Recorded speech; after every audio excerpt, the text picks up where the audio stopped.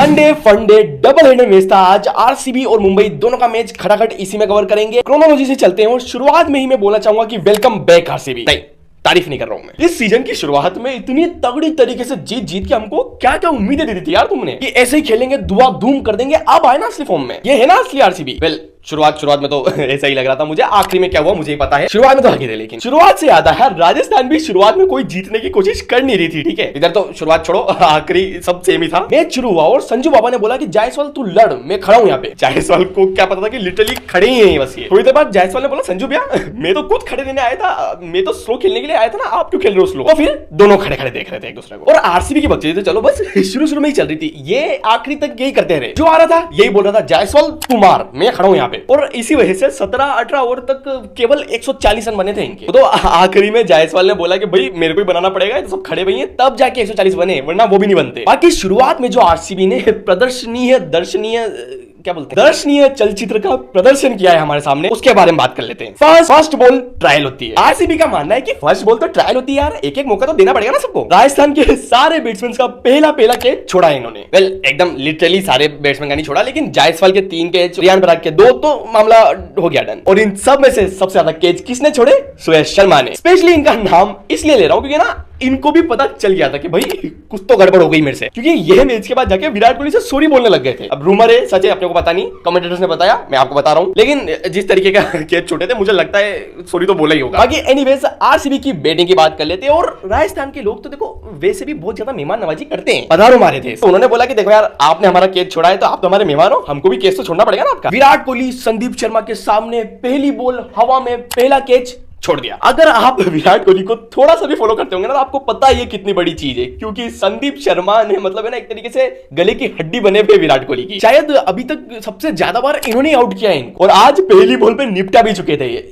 Innings की पहली ball नहीं, 3-4 ओवर खेल चुके थे, खूब मारामारी कर चुके थे फिल सोल्ट और विराट भाई इनके ओवर की पहली बॉल पे। और वो उस मारामारी पे आऊंगा मैं एक मिनट, वो बहुत इंटरेस्टिंग टॉपिक है। ठीक है, पहले ये थोड़ा विराट संदीप का निपटा देते हैं, उस पर आते हैं, रुको एक मिनट। हाँ, तो पहली बॉल पे विराट कोहली का कैच छूटा और फिर थोड़ी रुक रहे हैं वो। एक बार आउट करना इतना मुश्किल होता है उनको, दूसरी बार तो कहीं आउट हो रहे हैं यार वो। और उन्होंने यही बात दूसरी बॉल पे चौका मार के बता भी दिया। बाकी संदीप शर्मा भी बोल रहे हो कि अबे सालों सारी मेहमान नवाजी मेरी बॉलिंग पे दिखानी है तुमको, क्योंकि 3 कैच छूटे, ओवरऑल शायद 5 छूटे होंगे, उसमें से 3 इन्हीं की बॉलिंग पे छूटे। पहला विराट कोहली का छूटा, फिर उसी ओवर में दूसरा कैच फिल सोल्ट का इन्होंने ही छोड़ दिया, और फिर अगले ही ओवर में फिर से फिल सोल्ट का कैच छोड़ गया। वो भी बोल रहे हो साला ये नमक मेरे को ही जल रहा है बस। ओके, अब वो मारामारी वाली इंटरेस्टिंग बात कर लेते हैं। ओके, तो राजस्थान ने 173 रन का टारगेट दिया। ठीक है, अब जैसा कि मैंने वीडियो की शुरुआत में बोला था, स्लो है। ठीक है, स्लो ही खेल रहे थे, कम बने हैं, इतने भी नहीं बनते। वो तो आखिरी में ध्रुव जुरेल की नींद उड़ गई, वरना वो भी शुरुआत में धीरे धीरे खेल रहा था। ठीक है, वो जागा तो इतने बने, बाकी तो भी कम ही बने थे। ठीक है, मेरे हिसाब से, संजू सैमसन के हिसाब से नहीं। इनिंग्स के बीच में ये बातें आने लग गई थी कि पिच तो स्लो ही है, हमने पिच पड़ी है। संजू भाई बोल रहे हैं कि उन्होंने पिच पड़ी है, पिच स्लो है, अच्छा टारगेट है। विराट कोहली और फिल सोल्ट ने पावर प्ले में 60 रन बना दिए।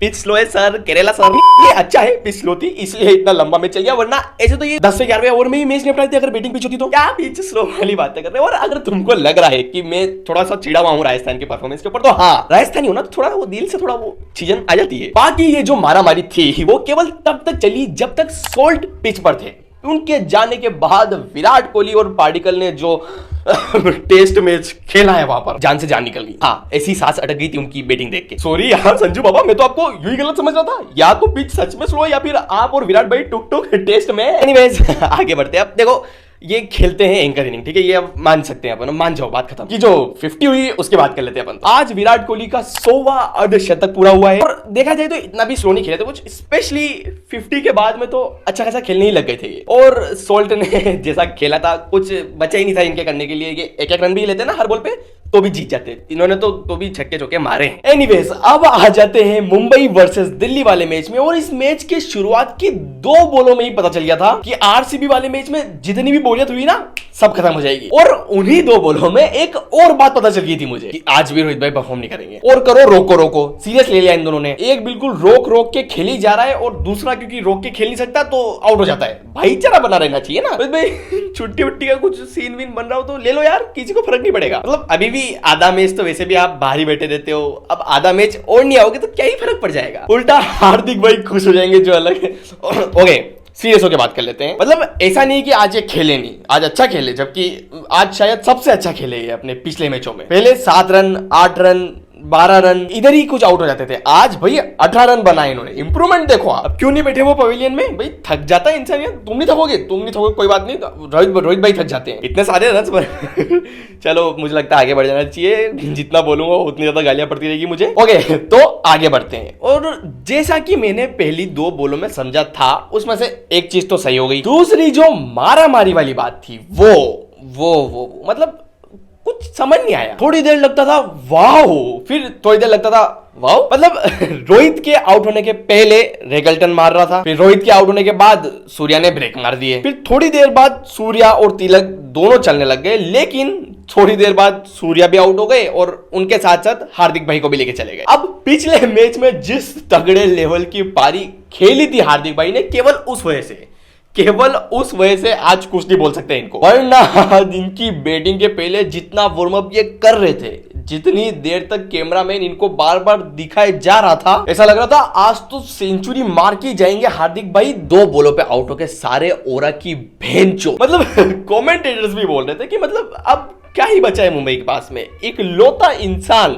जो जिता सकता है मुंबई को इस कंडीशन से। जिताना क्या मतलब अच्छा खासा टारगेट सेट कर सकता है मुंबई के लिए, वो हार्दिक पांड्या है। तो बहुत उम्मीदें थी इनसे, अगेन पिछले मैच में जैसा परफॉर्म किया उसकी वजह से नहीं चल पाए, पर हाँ लेकिन तिलक वर्मा चले एंड वो चले मतलब तहलका तबाही सब कुछ। हार्दिक जब आउट हुए तब शायद 150 रन थे, एग्जैक्ट पता नहीं मतलब, लेकिन हाँ मरी बड़ी थी। और उसके बाद में थोड़े ही ओवर निकले 2-3 over and I was like ये क्या हुआ रन्स बन गए, 200 रन बन गए। और जिस तरह की दिल्ली है 200 रन से कई फर्क पड़ता था उनको। लेकिन उस पर बात करने के पहले मैं एक बात करना चाहूंगा कि ये क्या हुआ। ये मेरा रिएक्शन था आज के कैचों को देख के। जैसे जैसे कैच छूटते आ रहे थे मैं यही बोल रहा था कि ये क्या हुई, मतलब इतने कैच छूटे यार आज। अभी 2-3 दिन पहले सीएसके वर्सेस पंजाब का जो मैच था उसमें पंजाब वाले कैच छोड़े जा रहे थे बहुत सारे, तो वहां पर तो सब लोग मजाक मजाक के बोल रहे थे कि अच्छा है खून पसीना बहा दो लेकिन कैच मत पकड़ो, क्योंकि थाला टुक टुक कर रहे थे ना, अगर वो आउट हो जाते तो फिर कोई और आके मार देता इसलिए। लेकिन आज लिटरली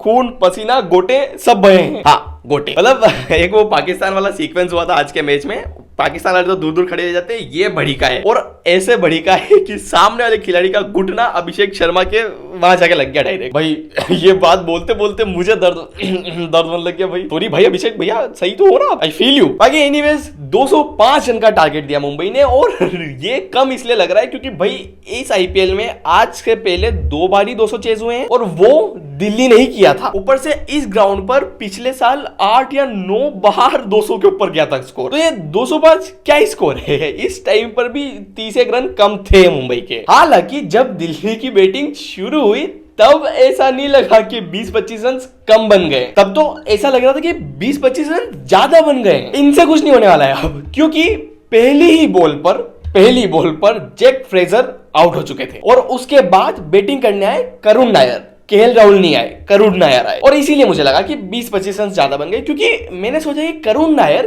क्या ही कर लेंगे, ऐसा मैंने सोचा। डैम भाई Karun Nair what a comeback. उन्होंने पहली दूसरी बॉल पे आते ही चौका या छक्का मार दिया था एंड उसके बाद उनकी innings just builds and builds.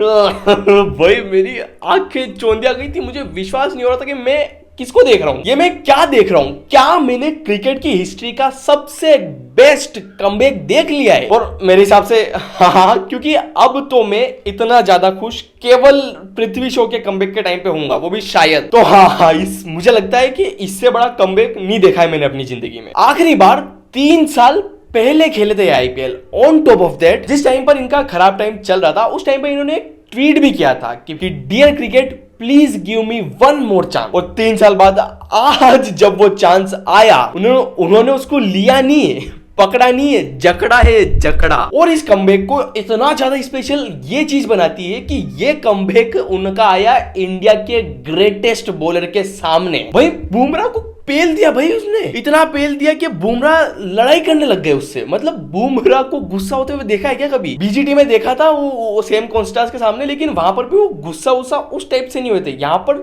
चिढ़ के गुस्सा हुए वो। भाई कितना मारेगा इस टाइप से गुस्सा हुए वो। हुआ यही कि ये तो मारे जा रहे थे धबाधब 2 ओवर में 30 रन बनवा दिए बेचारे बुमराह के, तो वो चिढ़ गए। उनको पता है वो सामने से दौड़ के आ रहा है, लेकिन वो अपनी जगह से हटे नहीं, तो भी उल्टा मुड़ गए, कमर उधर देखा नहीं और वो आके टकरा गया करुण तो। और क्योंकि वो टकरा गया तो फिर लड़ाई हो गई। भाई ये कोविड के पहले वाला करुण नायर वापस आया, वो तो बहुत अच्छी बात है, लेकिन कोविड के पहले वाला बुमराह थोड़ी चाहिए था हमको। एक्सचेंज कर ली दोनों ने अपनी अपनी प्लेसेस। ये अभी वाले करुण नायर बन गए और बुमराह कोविड के पहले वाले बुमराह बन गए। लास्ट टाइम तभी देखा था मैंने इनको ऐसे मार खाते हुए। बाकी ये चीज मेरे लिए इतनी ज्यादा स्पेशल इसलिए है, ये कमबैक, क्योंकि ये कहानी सुनाता हूं मैं, देखो बहुत फेंकता रहता हूं मैं, लेकिन ये फेंक नहीं रहा हूं, ठीक है, ट्रस्ट मी, बहुत सच सच बताऊंगा मैं, सुनो आप। तो आज सुबह में एक मूवी देख रहा था, जर्सी, शाहिद कपूर की जो मूवी है, ठीक है। अगर आपने देख रखी होगी तो आपको पता होगा कि उसमें जो शाहिद कपूर होते हैं वो 30-35 साल कुछ मतलब बहुत बड़े हो जाते हैं वो, और उनकी एज की वजह से उनको क्रिकेट में मौका नहीं मिल रहा होता है, लेकिन उनमें टैलेंट इतना होता है कि वो जैसे तैसे करके आ ही जाते हैं क्रिकेट में। तो आज ही मैंने वो मूवी देखी और आज ही करुण नायर का कमबैक हो गया। सोचो क्या कोइंसिडेंस है ये। मैं इनकी वेटिंग के टाइम पे वो मूवी के सीन याद करता जा रहा था, और जो जो वहां हो रहा है, जो जो यहाँ हो रहा था, तो मैंने कहा वाह यार ये क्या चल रहा है। इसलिए बहुत ज्यादा स्पेशल लग रही है मुझे ये कमबैक। लेकिन चाहे कैसी भी कंडीशन हो, ये मुंबई इंडियंस है, ये यू करके कमबैक कर ही लेते हैं वापस। अभी पिछले मैच में हार्दिक पांड्या ने वो 13-15 बॉलों पे जितने रन बनाए थे, जैसे मैच पलटा था, याद है आप सबको। आज वो काम कर्ण शर्मा ने किया मुंबई के लिए। जैसे ही करुण नायर आउट हुए, उसके बाद कर्ण शर्मा ने जो पलटा है मैच, रोहित शर्मा का दुखी वाला फेस खुशी में कन्वर्ट हो गया। इसके पहले रोहित भाई वहां पे पवेलियन में बैठे बैठे बोर हो रहे थे, ऐसे कुर्सी में ऐसे टेका लेके बैठे हुए थे, वैसे बोल रहे थे अबे सालो यार, एक तो 30-35 ओवर तक बैठना है था मेरे को, यहाँ पे इतनी मेहनत वाला काम कर रहा हूँ मैं बैठने का, कुछ तो एंटरटेनिंग दिखाओ यार, ऐसे कैसे खराब खराब खेलते जा रहे हो। आज बढ़िया खेला तो वो खुश हो गए। बाकी मतलब टर्न अराउंड तो देखो है, क्योंकि करुण नायर लिटरली मैच जितवा के ही लेके चले गए थे एक तरीके से। वो 10 बॉलर रुक जाते ना तो मैच वो ही जीता देते, और उनके बाद भी केएल राहुल, आशुतोष शर्मा, ये सब बाकी थे, तो मुझे लगा नहीं था कि ऐसी कंडीशन में आ जाएगी दिल्ली, लेकिन हार गई और मुंबई मैच जीत गई। भाई थ्रिलर तो था भाई ये। एनीवेज, तो ये थी वीडियो पसंद है तो लाइक कर देना, चैनल को सब्सक्राइब। मैं मिलता हूं आपसे कल, टाटा बाय बाय।